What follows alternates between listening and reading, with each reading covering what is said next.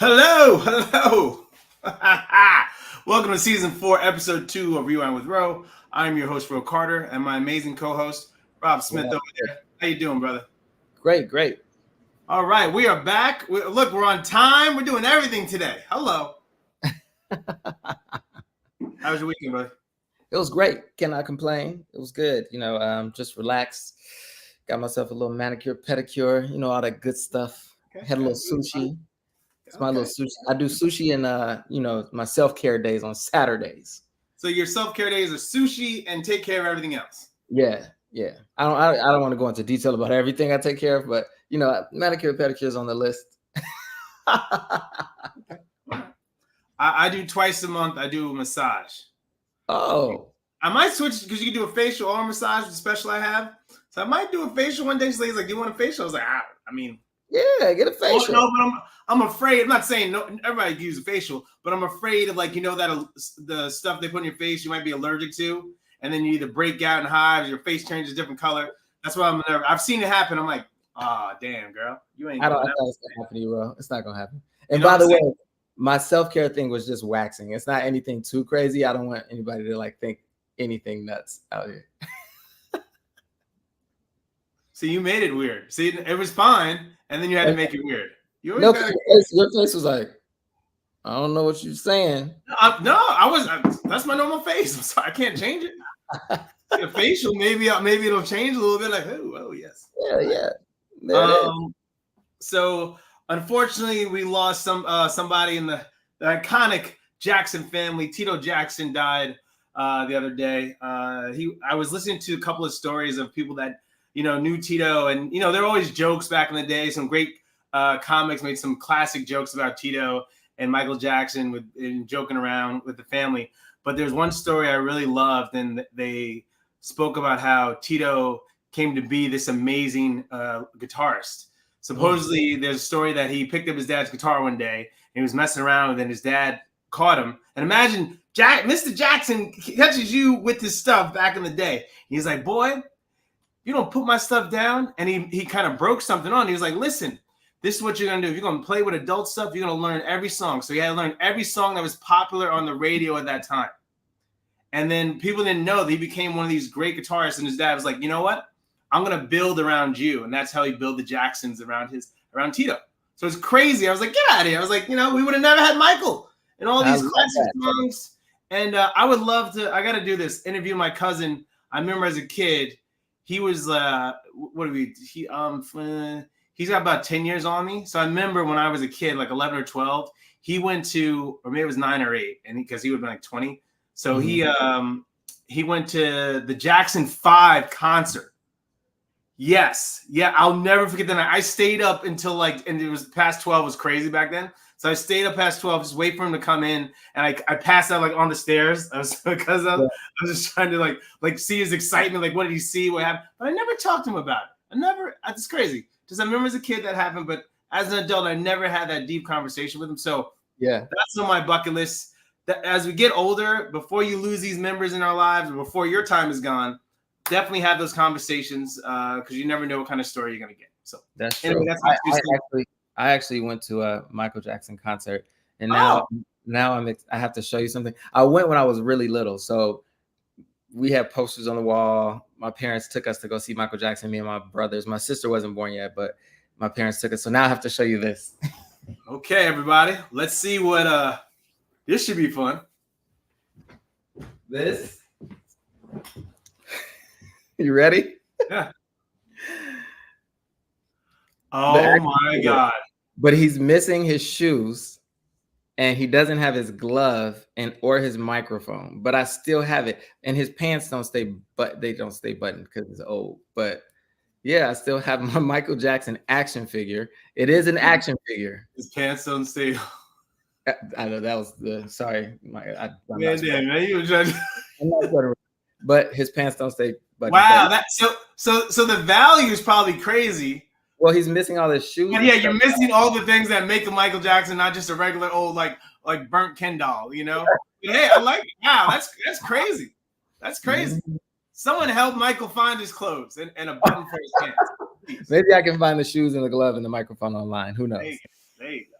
And then in other news, Sean P. Diddy Combs was arrested for sex trafficking, racketeering, conspiracy, and prostitution transportation, which is crazy. We saw him beat down Cassie in the hallway in a hotel room a couple of months ago. Paid her. That's a whole nother conversation. But what? Well, paid her out. Oh, paid her. Yeah. I always get upset. I get disappointed when like people pay to silence somebody and it still comes out. I'm like, what? Why are we paying if it's still coming out? I'm not saying what the person did isn't wrong or right. Again, these are all my own views. But if I pay you to shut up, then no one else should know the business. That's the whole point of me paying you. Well, she got subpoenaed. That's not her fault. I mean, come on, man, set up. But anyway, he also paid for that tape not to show up, and that's still up. And that would be the leading to his demise. And so the only thing I would add to this is, again, this is my own opinion, not Black Film. It always creeps me out. There's two types of people nowadays that really creep me out. It's men like that. I think men like that and Trump supporters are very similar that have daughters, and you support men that do some crazy stuff to women. And it doesn't make sense to me. And he has two young daughters, you know, let alone his other son. Three. He's got two adult and then a younger daughter. And it's like, it's crazy to me that you would live a life like that. You know, again, he hasn't been found guilty. Hasn't found guilty yet, but just the charges. And I'm just like, how do you do that when you have three daughters at home? You also have a mother. Yeah. I mean, you know. So anyway, but the only reason I don't bring up the mom part, because I think we've made it okay for at least Black men to compartmentalize the relationship of the mother and the father. So the only relationship with his mom, which is his mom, yes, his mom and his daughters. That's the only thing you can really come at and really touch base with. Otherwise, like, oh, that's my baby's mama, you know, and just let it slide. So really disappointed in that. We'll see what happens. You know, I mean, I think it might be some Epstein thing where he's not even. I mean, he gonna survive a week or two. I don't know. So that's my 2 cents. Oof. He gonna leave that alone. Okay. Okay. Hollywood gonna be crazy though the next couple of months. Everybody's gonna be nervous. Everybody's be crazy out there. Everybody's gonna be nervous. Woo! Remember that Me Too movement? Everybody was watching their phones like, man, shit. Waiting for that phone call. Because he ain't doing jail time. He ain't built like that. Anyway, moving right along. Now. Yeah, all right. So we have two great shows. We have a show and we have a movie tonight. So we did Fight Night last week. We were catching up. So now we're going to do episode 2, 3, and 4. And then Blink Twice, which is a new movie by Zoe Kravitz. So it was really interesting. I was told by this young man on my right, Rob, to check it out. And he said, don't blink. All right. So anyway, well, this movie had you blinking and doing a lot of things, a lot of crazy stuff. So let's start off with Blink Twice and go right into it. So this movie starts off with a rich tech billionaire named Slater King. He is played by the young and talented Channing Tatum, coming back on the screen. He hasn't been on the screen in a minute since the divorce and all that stuff, but he plays this billionaire who got in trouble for something, so he winds up apologizing. It's kind of something we see similarly nowadays in Hollywood. When you do something bad, you apologize and everybody forgives you. So there's this young waitress named Frida who works at this cocktail hour, and it's at an artwork gallery. And so they bump into each other at the party and they hit it off to the point where he invites her back to come to his island. And you think, oh man, billionaire go to his island. This is going to be a great time. Party's going to be crazy. It winds up leading to party after party after party where you don't even know what day and time it is. And the people that go there, they don't know, especially the women, they don't know what's going on, like what day it is, what's going on. They find marks and things in their body, but they don't know how it happened. And so you try to unfold like what the hell is going on in this film. And then later on we find out. I don't know. We're not going to give it away. Yeah, I don't think we should spoil. Okay, so not getting no spoiler alerts here, but we're going to talk about some crazy stuff. The ending, I don't like the ending. I'm just going to tell it off the bat. Yeah, that's my own opinion on that. I just anyway, that's my opinion on the ending. Really? But really love the film. First, let me go into this. I love the cast. There's some old school like 90s actors, 80s actors that are huge in here. Haley Joel Osment, he's in it. He plays a douchebag. He always plays a douche now as an older guy. He was a great little kid, and we loved him. And now he's just always a douche. Adria Drona plays Sarah. This is directed again by Zoe Kravitz. Naomi Aki, who plays Frida, which stole the show. Her eyes. There's very few actors that have this, but her eyes, she can. Frida does. Not Frida. This Is Us. What's her name? The black chick, African chick, who's in Black Panther. What's her name? All right, we're gonna get to that. Anyway, come on, help me. Point is, there's very few actors that really can act with their eyes. And in this movie, Frida, when there's scenes going on, her eyes are doing so many things more than the actual scene is doing. So I love Zoe Kravitz with the cast here. Shout out to Gina Davis. And look good too. Gina Davis is like 95 years old. She's old as hell. Christian Slater, look up Gina Davis. Gina Davis is like 85 years old. I know who Gina Davis is. Her and Glenn Close are like 95 each. They're 95 each. Anyway, Kyla MacLachlan, he plays Rich in there, the doctor. Christian Slater, which as a kid growing up, big fan of Christian Slater. And then Liz Carabell, who plays Camellia. That was crazy. Aaliyah Shawkat, she plays Jess, her friend that goes with her on the trip. So anyway, these two young ladies go to this billionaire's island with 3 other women. And one of the girls is from a Survivor kind of series. So they kind of met and they hang out and all that stuff. So this has been going on for a while, I guess. But these ladies don't know that they've been to the island before. And so they find out by uncovering certain things that they've been to the island. That's all I'm saying. They've been to the island. Probably the biggest spoiler of the movie. No, it's not the big part. It's not the big part. They find out they've been to the island. It's not a spoiler. It's a little. It's not a spoiler. A little spoiler. It's a little bit. But anyway, Rob, I'm sorry. I can tell the story. I'll tell the story. So we find out a couple of things. One, about the relationships of friendships and how we kind of put people in uncomfortable positions because of what we want. That was one of the things I wanted to address. The other things too of trust. I asked my girlfriend as we watched this movie together. I said, let me ask you, girl, if somebody came up to you and said, hey, you want to come on island? You got your friend with you? She's like, I would go. She regretted that later. But anyway, point is, if I don't know you and if I can't get home on my own, like if I'm flying to a place and there's not another means of me getting home or off that island, I'm not going. I don't care what you're giving me. Again, I don't know what I'm getting into. You never know. And you don't know, and no one's going to hear your screams if something goes crazy. That part. So anyway, what did you, so last thing I'll add, this film, when I went into it, I didn't know what I was getting into. All I know was this young man next to me said that just don't blink. All right. And that was the running joke. Blink twice. And so I went in here. I didn't know if it was going to be scary, a comedy. I didn't know what it was. I didn't even watch a preview. I just went in here raw. Boom, boom, boom, watch it and kind of got a view. And then I really love the innocence of the characters. They kind of built a good base. So you were like, okay, I trust where this is going, right? It wasn't like, oh God, give me through the scene. This is her first movie debut for Zoe Kravitz. So this was amazing for her first movie. She knocked it out of the box because it kept me in suspense and I wanted to see more. I was like, what the hell is going on? And she gives you a little peek into maybe what's going on. Then you don't even know if the girls are crazy or not. So your brain is tossed all over the place. So I really love how she kept you captured in every second about what was going on. And you didn't know who to believe or what team to be on. And then you're like, oh, okay, this is what's going on. Let's go. What did you think about the movie? I absolutely loved the film. I thought Zoe Kravitz, like you said, for her directorial debut, did a stellar job. I believe she's the writer, the director. So this seems like it was a passion project for her. And you can absolutely tell in the development of this film and this story. And it's vibrant, it's beautiful, it's colorful. Oh, it's great. Yes, this is the type of thriller that I love, where it's not just cut them up, slash them up, gore. I have to cover my eyes for 75% of the movie.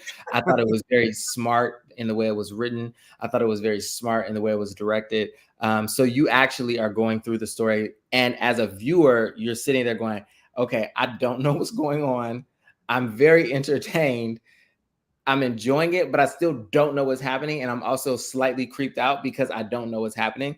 Like there's the little subtle clues that they drop in. That's something like you said, a lot of the women are showing up. They have bruises or marks or cuts. And they're like, I don't know how this got here.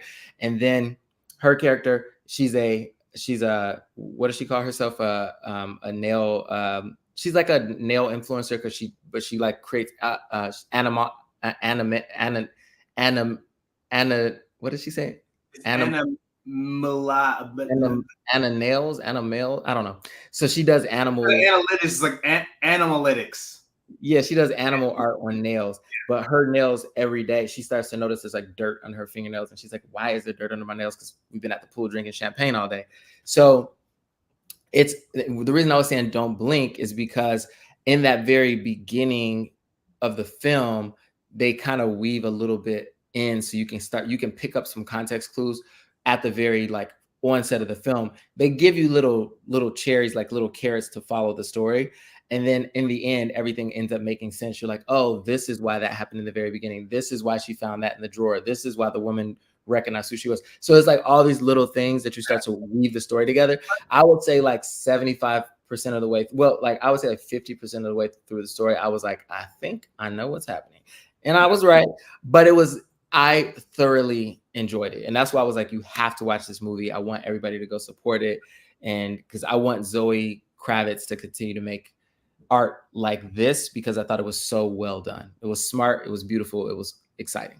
Yeah, to add what you just said, I think you miss the little subtle hints is because the colors are so vibrant, right? So there's a lot of white background and then there's splash of colors. Like, so for instance, when they switch into the cocktail dresses, it's blue and red, right? And then the whole white scene, everybody's in black, kind of either tuxes or they're the only vibrant people. So you're glued to them, right? And then everybody's just kind of like the backdrop. And then when they actually go to the island, I love the old Pueblo kind of colors and stuff like that. And the island and the people that work there are all in uniform. So everybody's in white. So it really stands out. There's certain scenes and backgrounds and stuff like that. So it was very interesting. Great contrast of colors. The characters, I mean, alone, everybody played a great part and role. Like it's like hanging out at a pool, and then you're like, oh, what's going on? And then no, seriously, like we've all been in those parties before, and they get a little crazy, and you're like, okay, I'm either Xing out, then the next day, oh, we do it again, and then you kind of lose track of time, like what the hell's going on? And I was thinking, are we ever gonna go back to work and civilization? Like, what's going on? Right. I was like, I guess they have unlimited funds. Right? Weren't we just about to pay rent like two days ago? And now, So it was very interesting. The scene I was talking about earlier, when there's a scene where her friend gets bitten by a snake, and so she goes crazy. And I was like, and they're like, yeah, it's poisonous, but you'll be okay.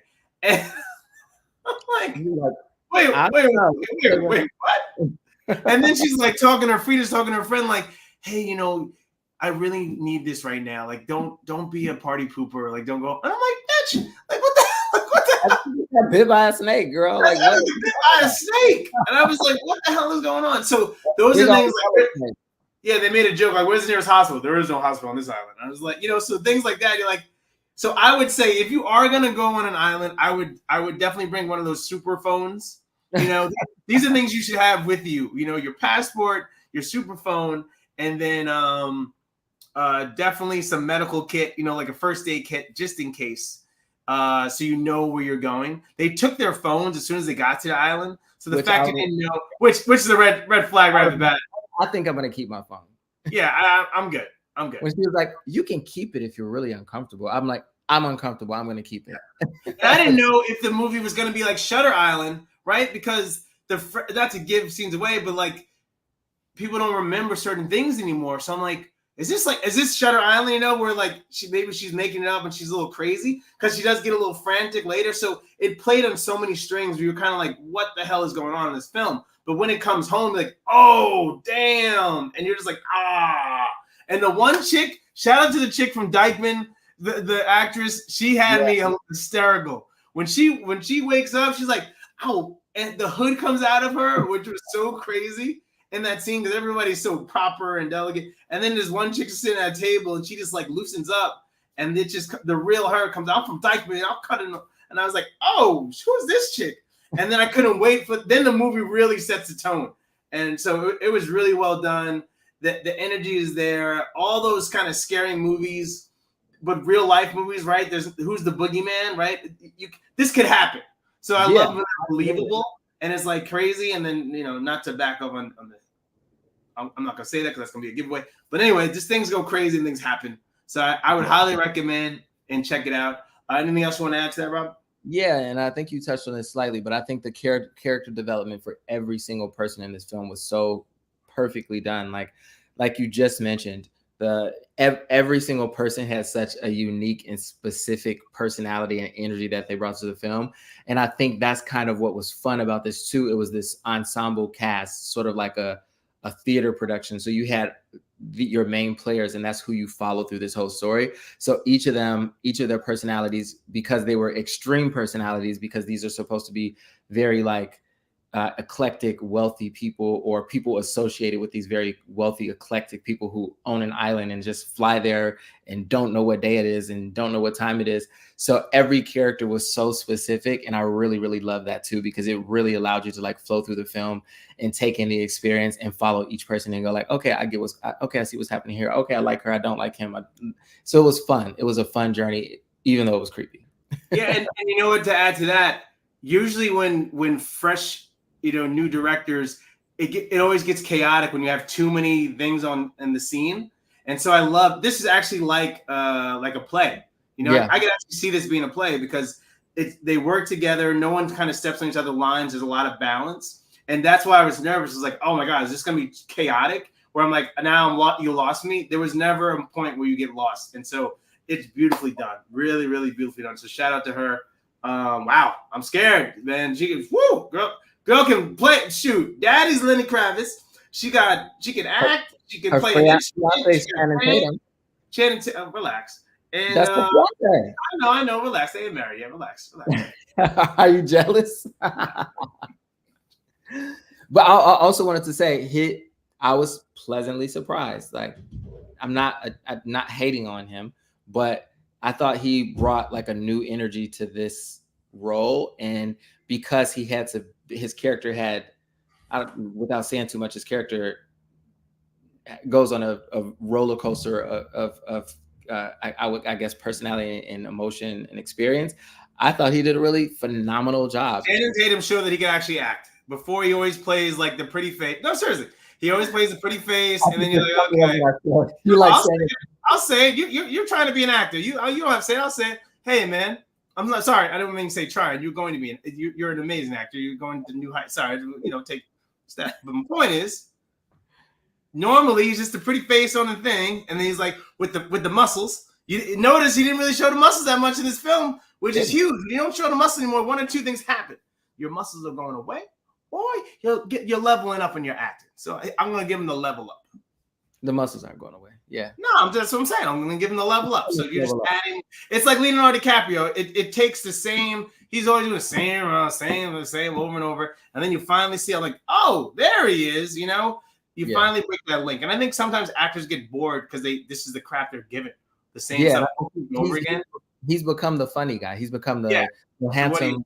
Well, no. Before he wasn't the funny guy. He was a serious, angry white dude that's trying to, I'm more than a pretty face. And then, but now he's become the funny guy. Yeah. Then he became a funny guy. Now he's a serious guy. So I really love the maturation of his career and of his acting. I mean, hey, you knocked it on the head. Really, if you haven't, it's different than Channing Tatum ever before. I've never seen him be able to really hold a scene like this. Yeah. And it wasn't annoying, right? There's that one scene he goes on and says like this one line like 20 times. And I was like, oh my God, this is going to be annoying. But no, it was actually good. And it was beautiful. Yeah, it was a good balance. So shout out to him because, you could have messed up a great scene and he really held it together and made it just right. So he did. Great casting. Whoever did this casting knocked it out the box. Everybody held their own. And you have some, what I love is the heavy hitters that were big back in the 80s and 90s and still can like control it, compartmentalize their egos and be like, hey, let's give the movie some balance. And shout out to all those actors that did that. Everybody kind of came together to be like, hey, you know what? I was once here at this point. This movie has me kind of like in the background, but I can still, when it's time for me to talk, I'm there, So that shows a lot of Carmen Cuba. So Yes. Carmen Cuba, nice job. Yes. Amazing. All right. So recommended, Rob, what do you give it? 10 out of 10. 10 out of 10. 10. We're back. No 10 hesitation. 10 out of 10 is what he's doing. 10s. 10 out of 10. No hesitation. I missed those. It's been a while since we had a 10 out of 10 Rob special. There we go. There you go. What is that? Where's it at? Looking like it's it doesn't want to do it. No. It doesn't like me today. There we go. It doesn't do it for you, Ro. It doesn't like you. I don't know. I have more Apple products in this room. They don't do anything for me. Apple's all right. Moving right along. Fight night.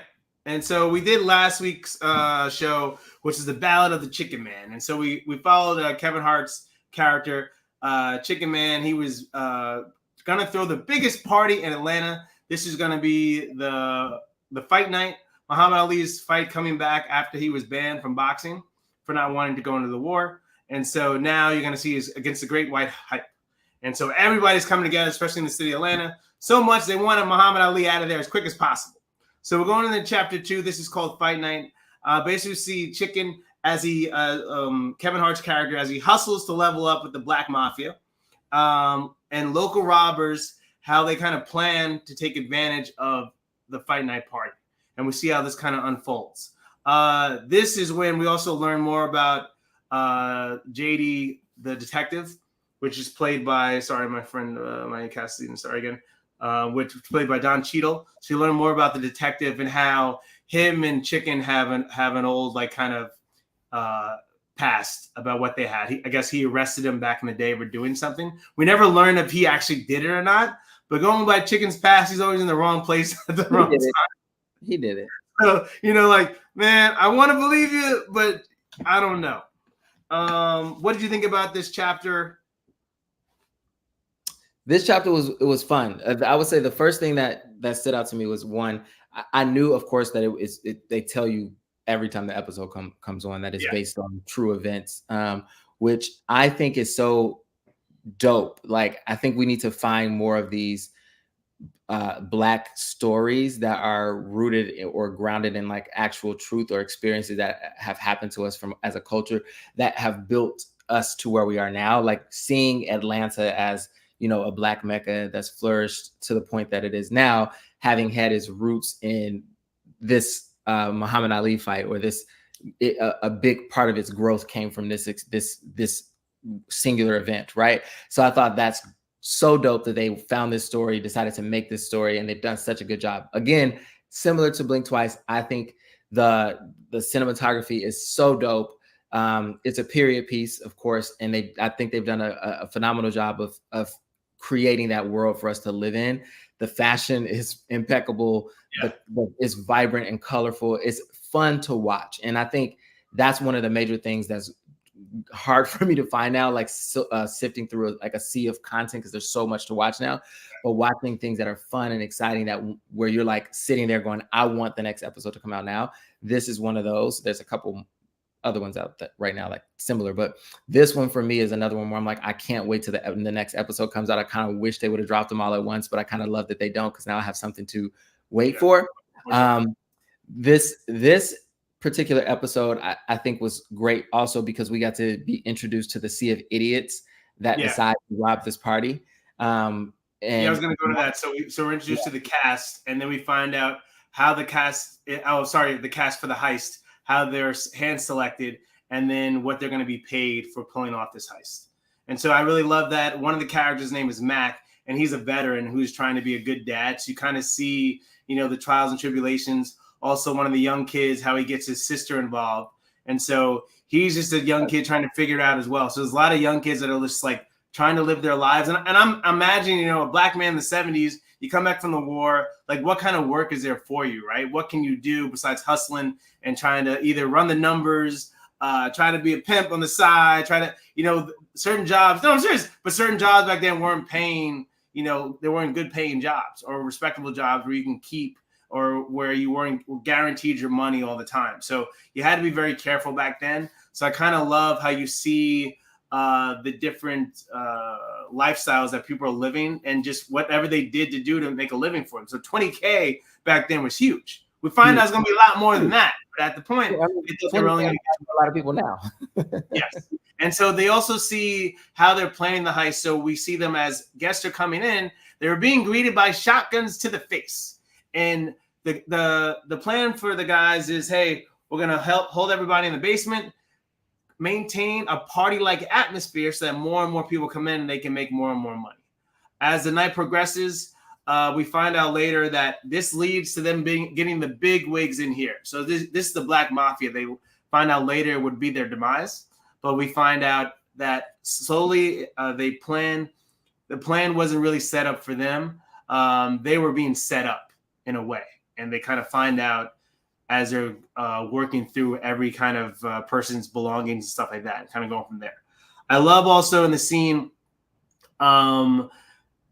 I'm putting myself in their shoes. Are you doing that when you're watching some of these scenes? Like, imagine at this party, because this party really happened, right? So you're part of the Black Mafia, and this dude said, "Come to my house for this party," and now we're all being put in our undies, and all our belongings are being taken from us. I'm like, yo, you're dead, right? At this point. And so you kind of feel for Kevin Hart's character. You're like, man, this kid, all he wanted to do was make a name for himself, and in doing so, it might lead to his own demise. So I was like, wow, this is based on a true story. I was like, what the hell? Like, this guy can't win. It's one of those stories, when you watch that guy who just has an unlucky life, and he's always, everything he does is just wrong and wrong and wrong. And you kind of seeing that with Chicky's character. Yeah, and I think we also got to see some other great important relationship development. We saw JD with Don Cheadle and his developing relationship with Muhammad Ali, because at first they were at odds constantly, and now they've kind of found a place of common ground.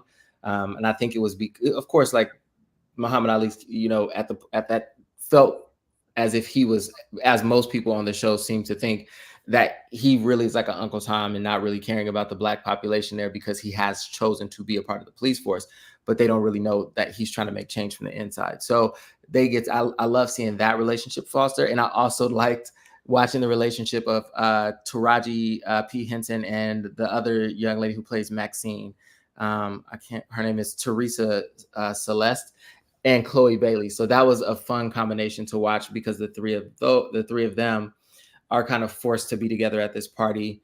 They're kept separate from the rest of the participants of the party. They're kept in a back room together, so we kind of get to see their relationship and the experiences of those three characters specifically develop. So there was some fun elements that we got to see as well. And then in addition to that, Chicken's wife and Taraji P. Henson, their relationship as well. So when they meet later. So one I want to add to what you just said, the Muhammad Ali and Don Cheadle's character JD, their relationship. He's watching him at the fight, and Don Cheadle had some moments in the episodes 2 and 3. He had some great moments where they let him just go, and he gives a line about he teared up when he sees Muhammad Ali win the fight, and he's like, you know what, I remember when we played in high school and football team, and we were a really good football team, and he's like, we finally got to play this white team in a scrimmage, and we were kicking their behind left and right. And the second half, they changed it up on us. There was all these penalties out of nowhere. They were just calling everything on us. And then it got to the point where they took the scoreboard down. You didn't even see the score anymore. And then we finally lost the game. And so for that moment, they took that away. And I never thought I'd be able to know what that feels like. And so he's vicariously living through Muhammad Ali beating the white man, and in his own kind of court. And he's like, you know what, this feels so amazing. And this was taken from us as a kid.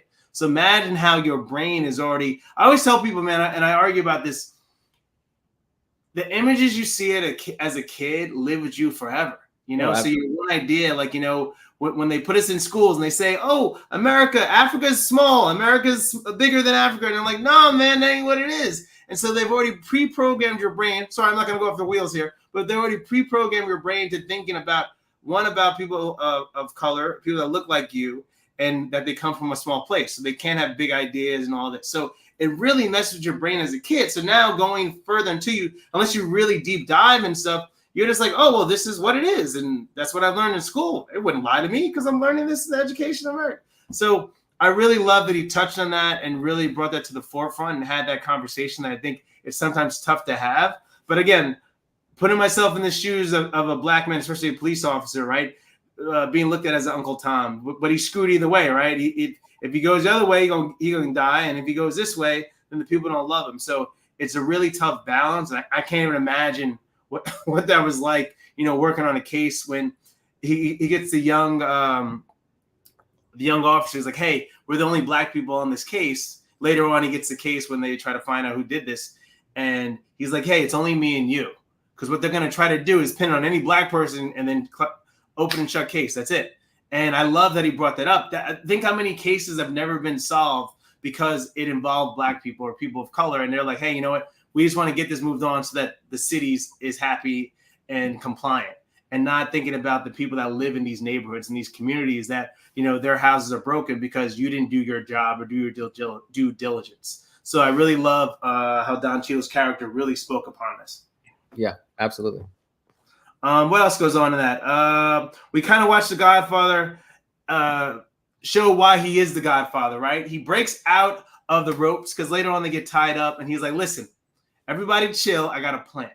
And the plan is to get Chicky to distract the two guys downstairs because we're finding out that the heist, they're a bunch of bumbling idiots. There's two upstairs, one on the lookout, and two downstairs. But they also hired some friends to stay within the crowd so that they can figure out in case anything's going down, we kind of know what's going on at all times. So I kind of like that's the only bright idea they had, but that still goes to the wayside as the black mafia kind of like gets a little fed up about. So right. That was very interesting, that dynamic. What did you think about that scene?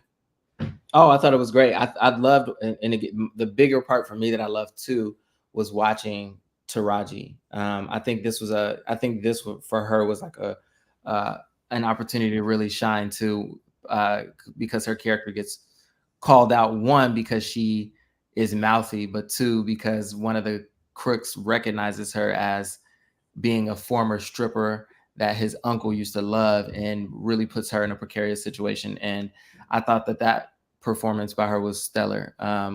Her being put in that position that was really uncomfortable for her, but then realizing I got to do it. So do it. And then she owned it and still gave them the finger and moved on.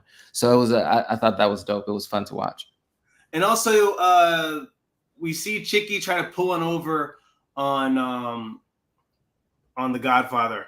He tries to get he's trying to get The Godfather to come on board with his idea of Black Vegas. And so he wants to do a pitch to The Godfather, but he doesn't know how to intervene. And so the guy who was his middleman is like, hey, man, he ain't got time tonight for you. That's it, man. Thanks. We're not coming to the party. He's like, no, you got to come to the party. And so he knows this janitor who's friends with the mayor. And he's like, hey, let's pretend that you work for the mayor and you can hook it up. And so they come out, and then the actual mayor comes over and calls the janitor by the janitor's name, and the jig is up. And so this ruins the relationship between Frank, the Black Godfather, and Kevin Hart's character. And so now Kevin Hart's in the dumps. He starts walking, and then they grab him up. And so you don't know what's going to happen because you've lied and tried to pull one over on the Godfather, so you don't know what's going to happen in that situation. So there's a scene where they actually kill somebody next to him, and now he has to be like, hey, all right, plead your case. What were you trying to take advantage of? What's going on? He's like, no. I had the best interest. And then I love how they go deep dive into Black wealth and what the potential of Atlanta can be, which kind of like Atlanta has become without it, the casinos and stuff, but it has become a thriving place for people, for African-Americans to really thrive. We're going to own everything. We're going to have a Black movie studio where we. I mean, it's there. So all those things. That's why I loved it. Yeah, they talked into fruition. So not seeing the bigger picture later down the line, but all that is happening, in Atlanta now. So they saw that back in the days, the potential of what Atlanta could be. So that's crazy, just the mindset of that. I mean, it's really powerful to think. I think sometimes our brain, I speak for myself, you get kind of capped about what's around you. So you don't see those big ideas. And the fact that they saw those big ideas, like, hey, I want something more for myself. I want something more for my people. And so I love, even though Frank was part of the Black Mafia, he still saw everybody becoming gods and kings. And so that was a beautiful moment where Samuel Jackson, he kind of, there's 2 episodes where he kind of steals a scene where you see him come out of his character. And I was like, okay, Sam, okay, there we go. So everybody gets a chance to shine in this series. So I really love that. Yeah. All right, moving right along. Episode 3, which is Black Vegas. And so basically, the pitch has been taken to the Frank the Godfather, and now he's like, okay, so where are we gonna go? He likes his pitch, he likes his idea. He's like, okay, I want to go to like something private, low key, cool party. He's like, I got the best party for you. And literally, they know they're gonna be walking in to the heist of the night. And so we see the scene where they're walking into the party and everything goes wrong.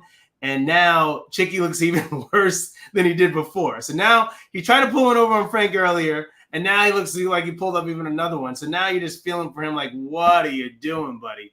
You can't win. And Frank is looking at him like, okay, this is what we're doing. And then that kind of leads into that. Also, you're seeing Muhammad Ali and JD's character. They get stopped before leaving the outskirts of Atlanta.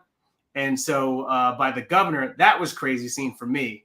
The only reason I know nothing happened too bad is because, watched the Muhammad Ali movie and documentary, so he didn't get killed or anything. But just to know that the governor greeted you at the lines, at the county line, saying like, hey, you know what? Don't come visit here again. And so you really see, I think the image I always get of Muhammad Ali is that he was loved by everyone, but you forget that he wasn't loved by everybody, right? He's not loved by them. Yeah, and I guess that's the portrayal we have him now. But in that time, it's like everybody loves him okay now. Back then, they didn't love that brother at all. Mm-hmm. And so you're constantly reminded of these powerful Black figures that are huge Black figures now. They weren't like that back then. No one really saw the power they had until later down the line. So it was really crazy, those scenes, just to see the dynamic of that. What did you think about the contrast with the characters and just what these characters are kind of having to go through? Again, I think that Rob Hardy did it's not like Rob Hardy. I think Will Packer, of course, did a phenomenal job with this project, producing it.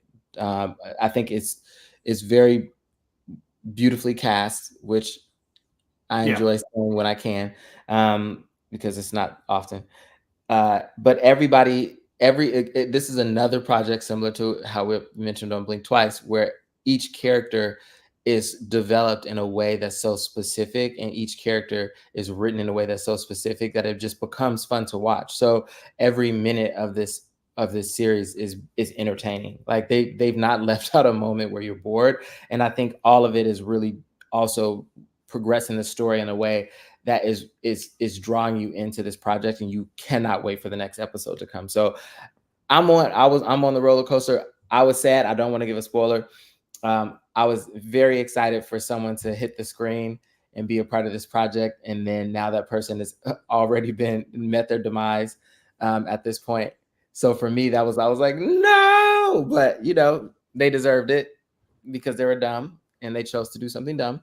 But that person has met their demise. And I don't want to give any spoilers out, but that was a major heartbreaking moment for me. Okay, so I will not give that away. Unless you want to. If you want to ruin it. So what happens in this episode now is that Frank gets the crew together. What? I said a couple of people actually meet their demise. But yeah. So Frank, he gets the group together and they kind of get out of the situation. And so they take over one of the gunmen, and then all hell breaks loose to the point where one of the gunmen is scared for his life because he sees that everybody down here is representative of the Black Mafia. And what the hell do they get themselves into? Where the other dudes upstairs are fighting each other as well, being like, hey, you know what? This is a job we're set to do. I don't care who it is. We're going to make this money. And he's like, I know who these guys are. This is not a good move. We're not going to, even if we get the money and make it out of here, we're not going to live long. And so you're really seeing them battle each other. All hell breaks loose downstairs to the point where they're like, yo, let's just get out of here. So all the robbers run out of the house. And as one's slowly running out, he gets shot. So one robber's killed. And then there's another female that was on the inside with them. She gets caught up and becomes a hostage. And then that leads into another story. I won't give that away. But we kind of see she knows who the people are. So that plays a huge role in telling like, hey, was Chicken involved or not. So you don't know what she says. Does she say anything to like make her look good or not? But her family members are involved and also other people involved. So in episode 4, it's called Real Police Work. And this is where we see JD, now that he just worked the detective, he's becoming a true detective now. No pun intended. He's becoming a detective. See what I did?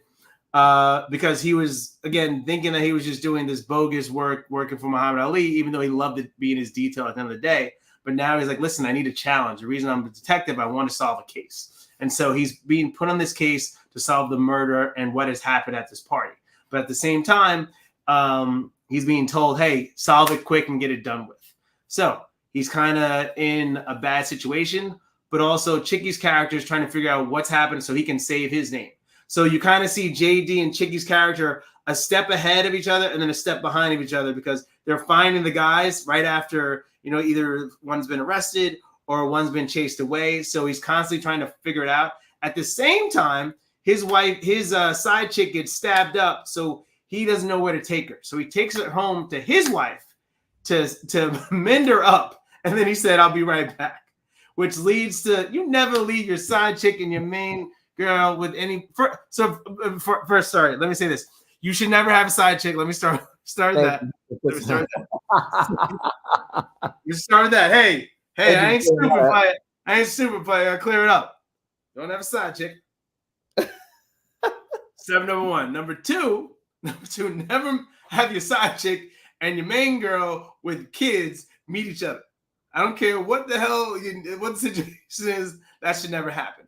And so she learns more about his real life, and she's learning a little bit about his other life, which it doesn't come out good. So all these relationships kind of unfold, and you really kind of learn who Chicky is. Like, is he playing the whole room, or does he actually care for anybody? And then you also see like, hey, someone's gonna die, and we don't know who it is and how it's gonna go down. So I love like all this come together, and then you really get to see how JD's a really good detective because he's finding out information right away, even though there's only 2 officers working on this case. So I really love it shows the hard work and determination of Black folks working together, smart Black folks coming together, and then also shows the hustle of Black folks as well. So a lot of positive things. What'd you think? Well, on the flip side, I was going to say we got to see how vicious and scary and ugly Frank can really be. And I think we've been seeing hints of it as every episode, but it just it progressively gets worse, which we should expect because we start to realize that he is kind of like we're seeing the gangster. Yeah. He was very chill. Now we're seeing like, oh, okay, this is why it's called the Black Mafia, and he is the one. Yeah, don't play with Frank. Don't mess with Frank. Don't joke with Frank. Don't give Frank a side eye. Don't. Be very clear and to the point, because if not, you might get your neck snapped or a shot in the head. So Frank ain't the one. So I really enjoyed the progression of Samuel L. Jackson's character, and also we get to see how Cadillac kind of gets put in his place, him and his perm, because we see how much he is below Frank, and he actually is only in this position because his daddy ain't there no more, and he's kind of taken over for his father. So we get to see the inner workings of the Black Mafia, and we start to see how that's really working. We start to see all of the them collectively and how they work together when they have a couple of meetings and kind of try to figure out what next steps are, because they don't really care about the money. Black Mafia too, though. You said what? He said it might almost be the demise of the Black Mafia too. Yeah, because I think that's partly because they don't even care about the money. They're just working off of ego right now. They're just upset that somebody actually got away with this. Somebody stole their stuff, and you don't steal from the Black Mafia, you get killed if you do. That's the whole point. Yeah. So like, what does it mean? What does our name really mean? People can just come up and just bitch slap us and take our stuff. It's like, all right, hey Frank, I know what you're gonna do. I know what I'm gonna do. Everybody got their hair perms. I couldn't take half of them serious. In that room, I'm like, come on, man. There's too many perms in here. Come on. It smell like burnt hair. Yeah. That room had a smell. Everybody got oil pillowcases. Everybody got oil. The back of their car heads are just all greasy, like in Coming to America and So Glow. That's all. Everybody's car. So I really love the character. Again, we're going deep dive into character development. So now you're seeing the other side of these guys and why they're being called the Black Mafia. You're really seeing the detective work come together. Also, you're seeing the case unfold. So as Rob just mentioned, Frank's got to explain to the Black Mafia, but also he's trying to figure out like who is involved, and he's slowly going to find out who's done this and why, and at what cost. He doesn't care as long as it's being solved. And so you really see Chicky running for his life and trying to, not only now he has to fix and find out what happened, but also he has to fix his family life. The episode ends with his side piece being, abruptly erupted at the door. And so she is greeted and we don't know what's going to happen. And then that ends the episode. So it's very interesting to see. I read a little bit on history about this and the survival of certain characters. So I don't want to give that away. But at this point, I'm thinking everybody dies. In the Black Mafia? Yeah. No, not the Black Mafia. Everybody who was involved, like all Chicky's group and family, like I'm thinking everybody's dead at this point. Because you're just trying, the way they're moving, it's just everybody who's involved is going to get killed. There's no other way around it. That's just how you do it. Kill them, that's it. Or you're going to do time. It's feeling real messy at this point. And I was going to say another person who popped up in the show that I really love and I'm excited to see is Rockman Dunbar. He's playing Uncle Willie. Yeah. Yeah, his nephew in the show is a part of the heist, and he comes trying to fence the jury. And he's like, don't be dumb. Like, you shouldn't have that jury in the first place, because Uncle Willie, no. He like, I know who you robbed. You might not know who you robbed, so you might want to keep that chain in your pocket and be quiet. He's like, if you're going to do it, don't do it in Atlanta. Don't do it here. Don't do it here. And then, sure enough, they come to him later and offer him 10 grand, and 20 if you give me both. Did anybody try to fence some stuff? Let me know. So it's getting very interesting. And you also see the workings of like how these communities work, in terms of the people that do all the shady stuff. They're like, oh, this is how, these are certain codes you're saying. This is the movement. This is how people move. Like everybody knows each other. But you also forget, like everybody's got an uncle or cousin. Oh yeah, that's my nephew. I know him. So that's another part of it, right? It's like all the guys that are doing the sketchy stuff have family. So at some point, everybody knows everybody in these small towns that are big cities, but at the end of the day, they become small because of the circles you're kind of moving in. Absolutely. Yep. So for me, I absolutely love it. I'm excited for the next episode to come out because I cannot get enough of it. At first, I can't lie. The first episode, I was like, yeah, okay, it'll be fun. But I'm actually truly invested in the show at this point. All right. There you go. Hey, I like it too. It's like I said, it's a good ride. It's fun. Again, just first episode, just getting past Kevin Hart and being serious. Sometimes it grows. I always see the comedian in him. So I wish they would have done something different to his face a little bit, but he grows in you. No, because I don't want to look at, I want to see like Don Cheadle. He looks like who's the other brother? Looks like another black actor, plays like all the old dads and old men in movies. But he did a good job, and he changed his voice for this show as well. So I kind of love that. Sam always does his thing, so the certain actors always do their thing, but sometimes I find it hard for Kevin Hart to get out of that. Like I'm always joking all the time. So again, give it the first episode and then the balance is there because it's such a great supporting cast. And that's it. Yeah. So and it was cast by Lee Daniels Butler. Hey, still trying to break through that one. But she did a phenomenal job casting this. I'm excited to see casting directors start receiving awards for their work soon. I know the Oscars is doing that. So just a shout out to Lee Daniels Butler for this phenomenal casting because the show was beautifully put together. All right. And so next week, we're going to have a special guest, Koku. Koku will be back through. She's part of the Black Film family, and we're doing a crazy documentary. It's called Surviving Lake Lanier. If you haven't heard, you should look it up, Google that thing, because it's a real story, ladies and gentlemen. So we're going to deep dive into that. We're going to do a lot of research for that.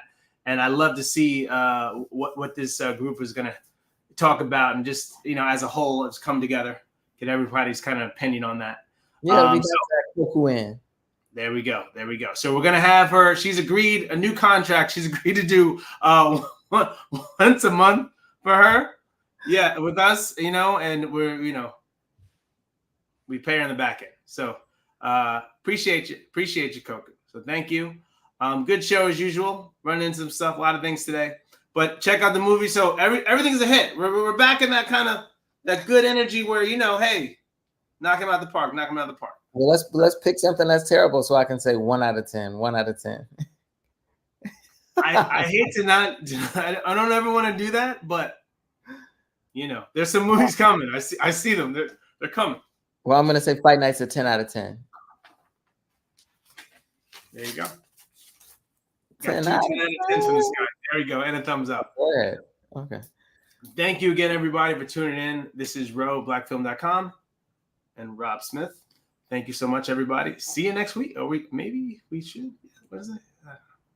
We'll see this guy next week. We're supposed to see each other next week, but yeah, see you, Rob. Might be in your neck of the woods. Okay. All right, Miami. Boom. Peace. Peace.